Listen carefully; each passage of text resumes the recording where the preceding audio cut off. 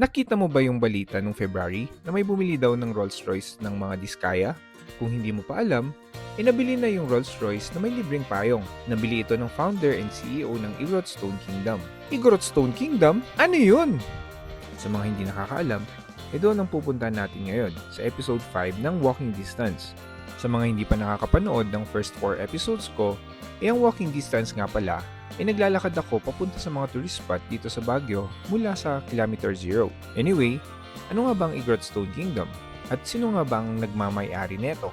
To give you a little background, ang Igorot Stone Kingdom ay isang tourist attraction sa Baguio kung saan makikita mo ang riprap o pader na gawa sa mga bato na magagandang pagkakadesign. Ito yung early pictures ng place.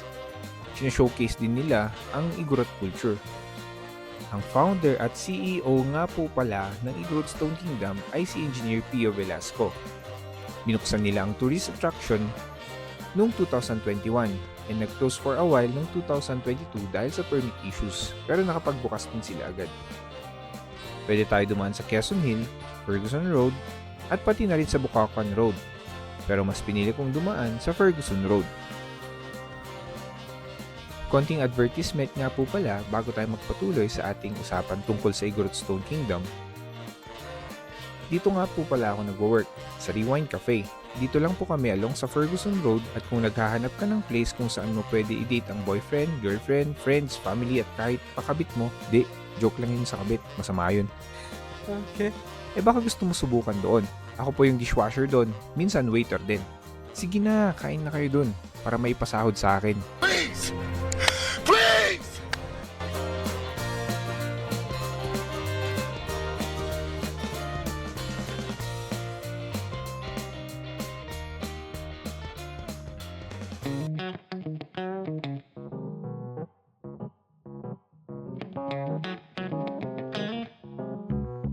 Okay, balik tayo. Kung maalala nyo, kinuha nga ng ating gobyerno ang mga sasakyan ng mga diskaya. And isa doon, yung mamahaling Rolls-Royce na binili daw nila dahil nagustuhan niya yung libreng payong. To make the story short, in-auction ng gobyerno ang mga sasakyan na na-confiscate at ang nakakuha nga ng Rolls-Royce ang Igorot Stone Kingdom Incorporated sa halagang 29,026,000 pesos. What?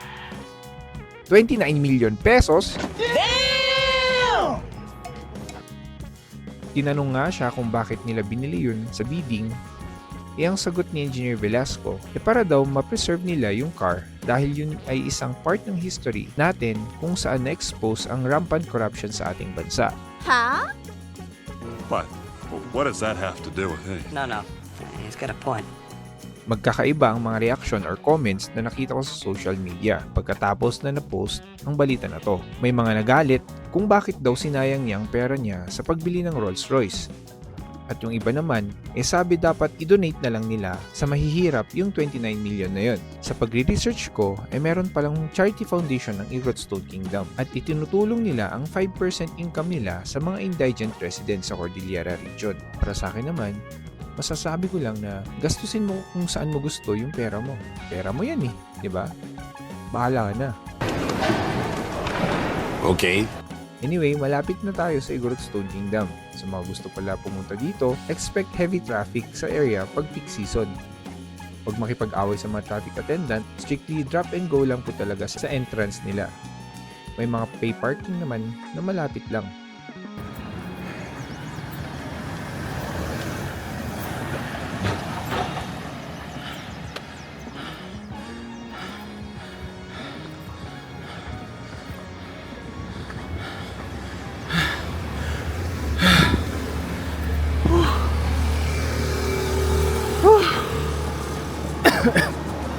Sa mga first time pala na makakapanood ng Walking Distance episode ko, ginagawa ko pala tong content para maipakita na pwedeng lakarin ang mga tourist spot dito sa Baguio City from Kilometer Zero.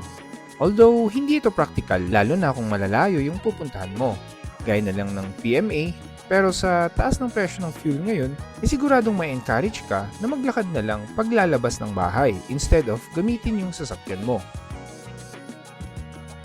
Ni-encourage ko rin ang paglalakad para dagdag exercise at makakatulong sa kalusugan mo. Also, pag namamasyal ka sa isang tourist spot, pag nagbabakasyon, mas okay din na maglakad ka instead of using the public transport pag malapit lang naman yung pupuntahan mo para ma-explore mo ng mabuti yung pinapasyalan mong lugar.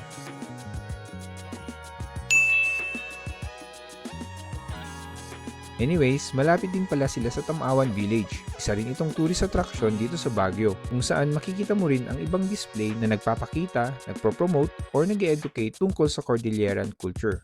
Katabi niya rin pala yung Farmer's Daughter Restaurant. Dito ka kumain kung naghahanap ka ng legit na Cordilleran dishes. Kakain sana ako doon pagkatapos ko maglakad. Kaso sarado pala sila every Wednesday. If nag-enjoy kang samahan ako na maglakad mula Kilometer Zero, baka magustuhan mo rin yung ibang episodes ko. Ilagay ko yung link sa comment section ng ibang video. YouTube link nga pala nilagay ko. Baka pwede mo ring isupport yung YouTube page ko at mag-subscribe din doon.